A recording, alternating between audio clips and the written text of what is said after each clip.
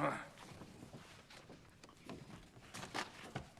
right, Baltimore City Council Ways and Means Committee, we're back for Council Bill 23-0381, Ordinance of Estimates for the fiscal year ending June 30, 2024. I'm Eric Costello, Councilman for the 11th District, Chair of the committee, joined to my far left by Councilman Ryan Dorsey, 3rd District member of the committee, Councilwoman Odette Ramos, 14th District. To my immediate right is Matt Peters, staff to the committee.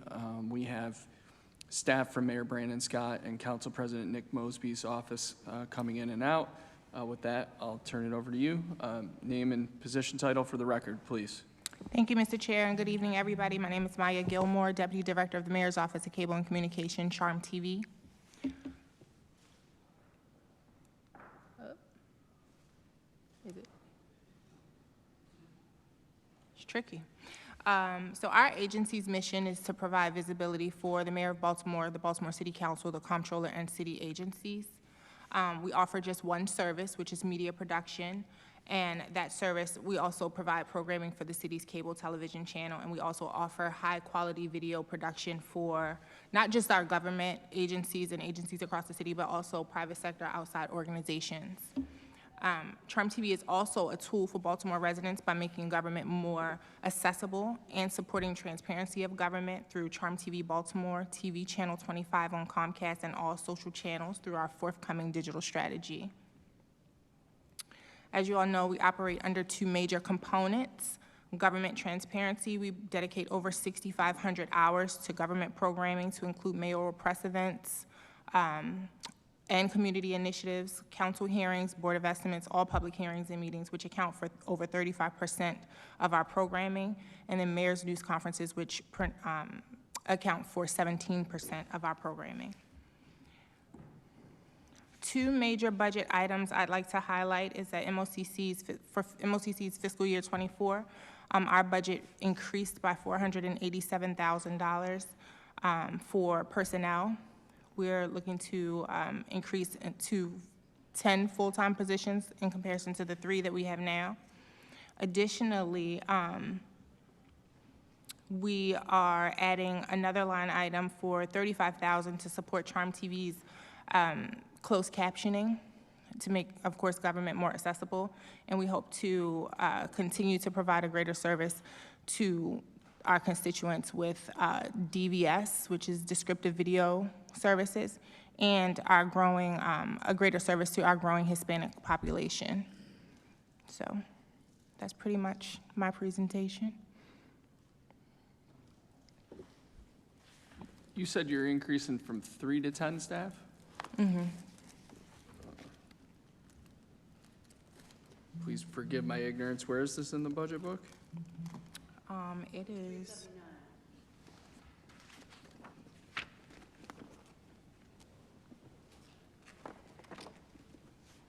I got 2 volume 2s. Oh. Council President hijacked my volume 1. I know the title's wrong. Oh, I did. What had happened was... Yeah. So, what... You guys are fantastic, by the way, but explain to me what you're going to be doing with 6 new positions. So right now we operate on in an office of 3 full-time people, myself and Mike Wells and Timothy Evers. But we also use a lot of contractual positions, and so we would like to decrease the use of contractual positions for reasons of availability and to enhance our services. So, for example, right now we cover 100% of government hearings and meetings, but the person that makes sure that happens, he's a contractual employee. We'd like to provide a greater level of service to everyone by increasing our staff and decreasing the contractual staff, but then also we think that it's an opportunity for us to increase our revenue because we get a lot of requests from city agencies and we are not necessarily always able to fulfill those requests because we don't have the staff. And so then we're not able to generate revenue from those agencies because we can't support their projects. Additionally, we are looking to generate more community content and also build a more robust programming, very Baltimore-centric around our programming, but then also build out our digital strategy. A lot of people live online, so we want to take some of our information and be able to take, for example, hearings like this and break it down for the everyday person so they can receive it online. And so we have a plan for that, but we also have to have staff to do that as well. But the increase of 6 positions with the reduction in contractor support results in an increase of $644,000. I'm sorry? You said that you are seeking to increase your number of pins from 4 to 10, which is an increase of 6, and reduce contractor support, yet the total appropriation jumps $644,000. Yeah, okay. Yeah, not for our contractual positions, is that what we were talking about when we said that they were supposed to decrease? I'm not okay with it. So the cable and communication budget, like you said, Chairman Costello, is up by 616,000, just over 616,000 year over year. That includes, the bulk of that is from the creation of the new positions. And then as the closed captioning service that was referenced by the director was an increase of 35,000. So,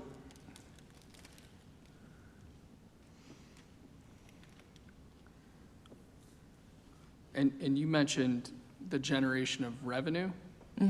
How, can you So explain to me how that works? So CharmTV is supposed to be a revenue generating agency, and they were previously.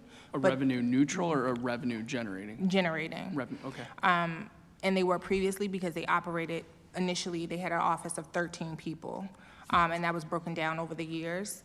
And so we operate as a full production house. So we're supposed to, like one of our clients is MTA. They pay us to create commercials. And so if we had more staff, we could offer those services at a wider or a greater level if we had more staff to actually do that work. And then our agencies also pay for our services as well. So for example, in November, we did a documentary for BSIT to kind of highlight Open Baltimore when that launched, just like our data. And they paid us through a journal entry to produce that project. Right, but your earned revenue, your last actual earned revenue for fiscal '21 was $18,000. Your target for fiscal '24 is $60,000. That was because the $18,000 was because it was in the pandemic and they didn't do any Sure. production. And then what was the second one? Well, your target for fiscal year '24 is only $60,000. Yeah, because we want to see if our model is working to generate the revenue, which I believe it will, just because this is my area of expertise. I think that once we kind of engage agencies again and saying, because a lot of our agencies, when they go out to get video production, they use other organizations or other companies. So I'd like to engage those agencies by saying, hey, CharmTV is here to provide this service. Can you use us to create your video content, your PSAs, or whatever other video production needs you have?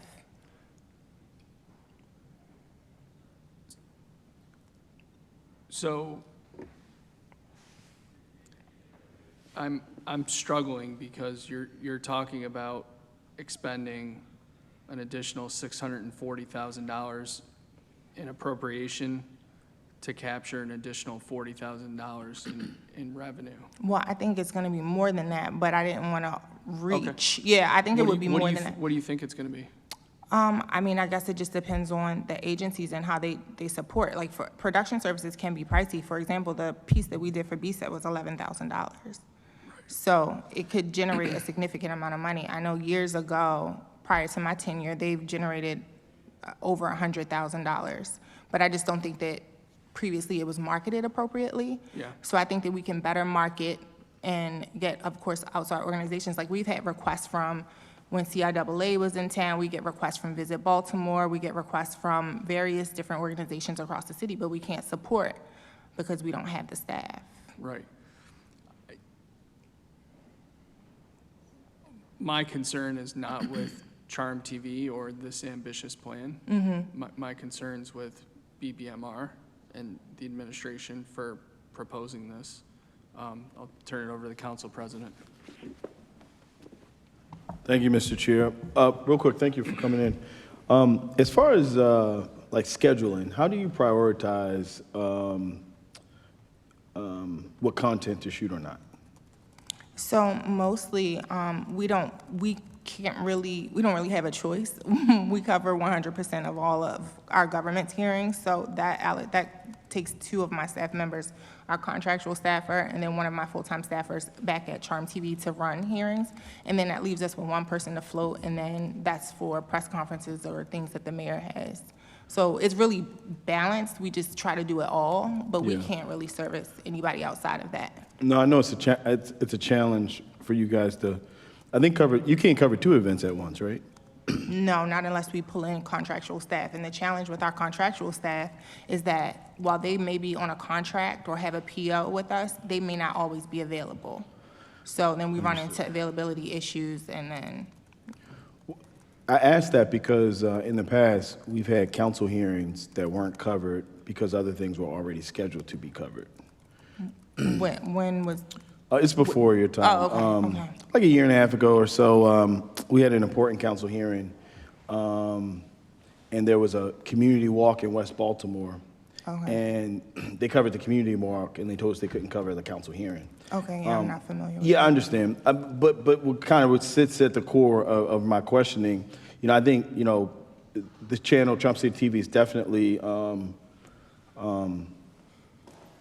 a great vehicle to try to reach our residents. But more importantly, it provides us the ability to provide unique access to government, but also like what we're doing as it relates to services throughout the city. And I think it could be utilized in a more effective and robust way. And ultimately, that's why you're trying to drive to, I'm sure, to get additional resources to kind of go after that. The problem I have as sitting on this side of the council is it's really like the mayor's channel. It reports up to the director of communications to the mayor's office, right? No, we report to the We chief of report staff. directly to chief of staff. I'm sorry. You report to the mayor's chief of staff, and ultimately through there, that's kind of like how you decide whether to cover something specific to the council or to cover something specific to the mayor. Now, obviously, it should just be a very unbiased, straightforward approach. Another concern that I have is like the content that's developed. How I think some of the content is great, like the women's event, the women's content. Again, it's all geared towards the mayor's initiatives, the mayor's press conferences, but it's not the mayor's channel. It's the City of Baltimore's channel. It's the mayor and minimum mayor and city council channel. So I know this is nothing for you to decide to talk about. Just really wanted to put on the record. Like, I think that, one, it's needed. One, we need to continue to like augment and enhance it. But it really should be a channel for Baltimore city government and not necessarily for the mayor, right? And this didn't just come under this current administration. This is how it's always been as long as I've been in city government. So wanted to just kind of put that out there and communicate that.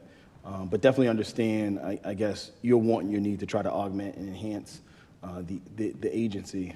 I just think that however we continue to grow, it should be grown in a more equitable way to like really let citizens understand and know that maybe Odette Ramos has a great, the book fair, or maybe Councilman Costello is throwing out the first pitch at, I don't know, whatever, right? So that's the only feedback I would like you to take back to the administration. So one of the, I don't think you were in here at first. So 35% of our programming goes to council and government hearings. Only 17% of our programming goes to the mayor. Yeah.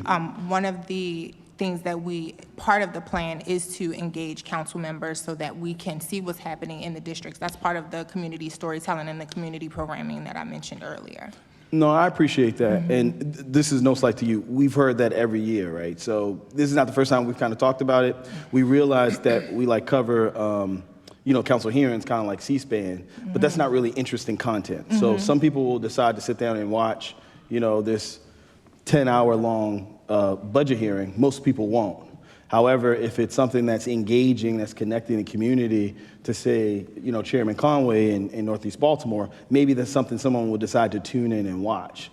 So it's that type of content that, I think the council, as well as probably other governmental agencies in the city government, will be interested in doing. Now, sometimes we do that We just only exclusively do that for the mayor. And that's how it's always been. It's not just this administration, but just the way TV25 has always ran. I understand. Mr. President, I've been told that I have been the person that has achieved the impossible there. So I think I'm confident that we could move forward in a better way with our being able to dedicate more to community content with the council. Okay. Councilman Dorsey. Thank you, Mr. Chair. First of all, I think that CharmTV does a great job of putting in the work and making things happen here. I would love to actually be contacted about doing things to highlight my district. I don't think that has ever happened. But keep up the good work. My concerns are not necessarily about the CharmTV aspect of production, but around MOCC in general. I was concerned by items in an audit from last year. It found I think it was in August of last year, it was published, Baltimore's only cable franchise agreement identified miscalculations resulting in an underpayment of $19,744 by Comcast, including interest. Comcast owes Baltimore $21,884. To your knowledge, has that money been paid to us? I don't know. Does finance know? I don't know off the top of my head, but we can follow up. Yeah, we can follow up. When those payments come, they're deposited by our finance department, and I just keep record of them. And I have the receipts of the deposits, but I don't necessarily calculate the percentage. I think it's 1% that we receive from the franchise agreement. I don't calculate all of the checks, but I can follow up and see if we received that money. So,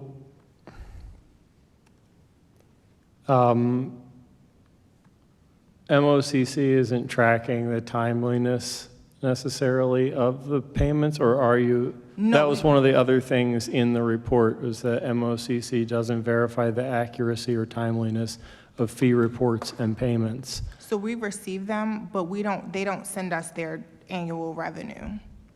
So I would need to know Comcast's annual revenue from the subscribers in the city in order to calculate what we should be receiving.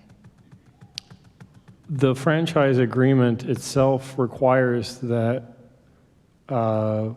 we be provided an annual hiring report, annual minority business enterprise and women business enterprise procurement report, a grantee annual report, that's a report from them, quarterly service reports, and a franchise fee report.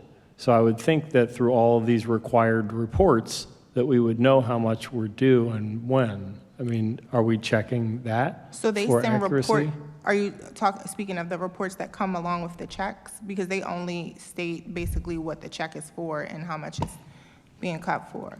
And to be honest, and once I came into MOCC, there were some things that my predecessors did not necessarily track or maintain the compliance of, and that's something that we're working to get a hold of now.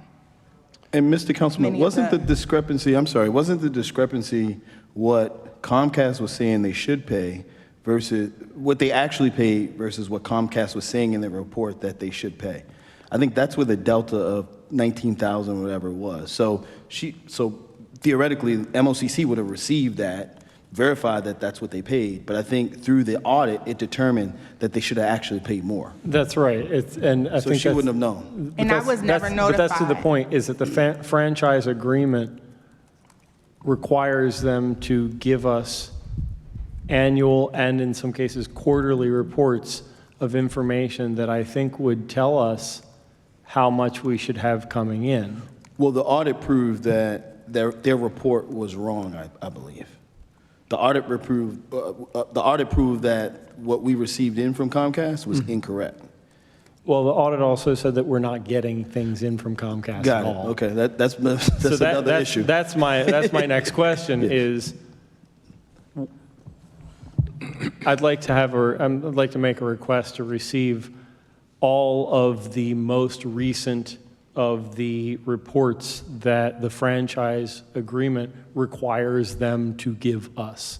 Okay. It is very clear in the franchise agreement that as a part of their contract to be able to have cables that run to provide this service in the city, they have to, they're contractually obligated to do this. And Yeah, there are reports that come, I don't know exactly what they say off the top of my head, but I have them, and they come with the checks when we receive them quarterly. So I can provide you with copies of those. Okay, yeah, including the annual compliance statement, the annual hiring report, the MWB, WBE report. There were the quarterly service reports and the franchise fee report. Those are the 5 that are specifically enumerated on the comptroller's site from their release on April 6th of 2022. Those 5 items that are listed on that page are what I'd like to receive. Thank you, yes. Sophia, you got that? Great, thank you. I was also Thank you, Mr. Chair, not- Mr. President. I was never aware of an audit, though, just to let you know. So, but I'm happy to provide. I mean, I think that would be fairly easy. We haven't hired anybody in forever. Great. Councilman Schleifer, then Councilwoman Ramos. Thank you, Mr. Chair. First off, I want to give a shout out to the guys in the back who cover us in the room there, Michael and the rest of the crew. They're always very helpful, so thank you for that. Can you just clarify something you said? You said that the council is covered more than the mayor. Are you talking about different events, or are you talking about length of time? Because anytime I turn on CharmTV, I always see the mayor. I don't really ever see the council too often, so. Yeah, we run reports. Our council hearings or government hearings in totality are nearly 35% of our programming, and the mayor is 17%. So is that length of time or just amount of times? Programming in general, over 6,500 hours is dedicated to council. Okay, so you're saying hours wise. So like some of our hearings last for 5 hours. Yeah, we So air the them mayor all. can have 10 press conferences in that same amount of time. I think we only air, I think the mayor's block, and I can look it up, the mayor's time block on our is from like 12 to 2. I think he has 2 hours. Everything else is council hearings. We run, I think our agreement with council is to run each council hearing no more than 26 times through a certain length of time. So 30 days. So each council hearing is in rotation constantly until we get to 26 or 29, and then it ages out. So we definitely, council receives more programming time from us. Gotcha. And if we wanted to have an event covered in our district, how does that even happen? Absolutely. You just email us. Our team will get it scheduled. Okay, thank you.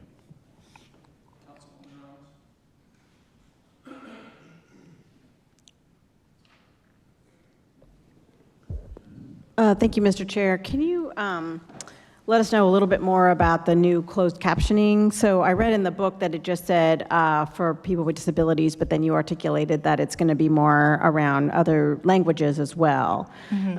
So would that be that, somebody turns on to CharmTV and there's something that will pop up that says choose your language, or how's that going to work? So usually with closed captioning, when people select closed captioning on their television, it'll ask them what language. We don't control the language, but they can control it at home.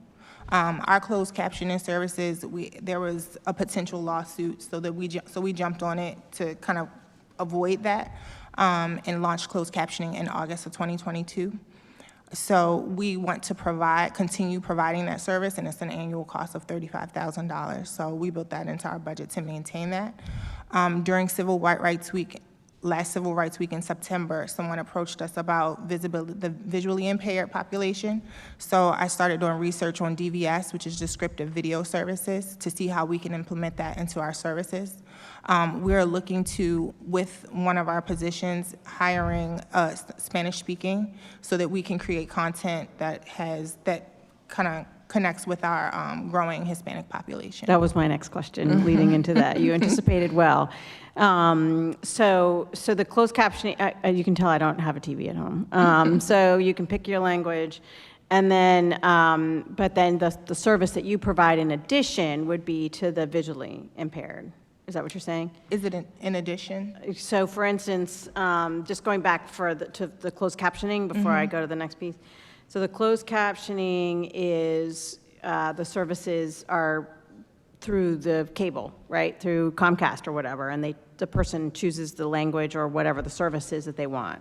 So what you're providing is different, extra? So what we have is, it's an encoder. So we have several encoders that Oh, provide. gotcha. Yeah, it's a hardware, and it's through a service. So in order for us to operate the service, we have to have a minimum amount of hours that keeps the encoders going. So the closed captioning, the language, that's totally on the user side, not on our side, but it'll continue to show up on our side. So Gotcha. it's literally, it's a piece of hardware, and then it's the service component. So it's okay. not extra, it's just Gotcha. how it operates. Okay. And then I was glad to hear that you want to hire somebody who's speaks Spanish so that we can also get content, because we've got such a rich community, I mean, we've got a diverse community, so we should make sure that we're looking at all of that. But to produce content would be amazing Absolutely. to see. So thanks for thinking that through. Appreciate it. Thank you, Mr. Chair. Colleagues, any other questions? Just real quick, your facilities, what type of facilities do you have as far as So right soundstage? now, we are in a Cordish building over at 621 East Pratt Street. It's an office space. Before my tenure with MOCC, they were at Marketplace, and then they had to move. So they moved into this place, which was supposed to be a temporary space, and they've been there, I guess, like going on 5 years. So you don't have like a green room or? We do. You do, full We have a production- studio, we full have an production audio studio. Got it. Colleagues, any other questions? Want to thank you all for the great work you do. Appreciate you joining us tonight. Thanks for filming this marathon of budget hearings. Really appreciate it. And we are now in recess. We are going to do Fire Department and OEM next. We'll start in about 5 minutes.